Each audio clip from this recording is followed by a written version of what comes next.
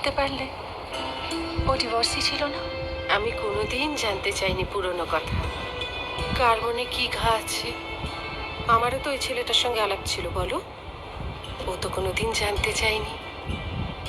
আমার শুধু জলের সঙ্গে কথা বলে মনে হয়েছিল মানুষটা খুব সৎ, আমাকে খুব ভালো রাখবে। আমি মনে করি তুমি যাকে ভালোবাসো তার সবটা নিয়ে বাসবে, তার ভালোটাকে ভালোবাসবে আর খারাপটাকে বাসবে না, তা তো হয় না, বলো। আমি অতীতটাকেও যেমন নেব, বর্তমানটাকেও নেব, ভবিষ্যৎটাকেও ভালোবাসবো। আমার কাছে অ্যাডজাস্টমেন্ট মানে হেরে যাওয়া নয় দিদি ভাই। আমার কাছে অ্যাডজাস্টমেন্ট মানে হলো সুন্দর করে বাঁচা।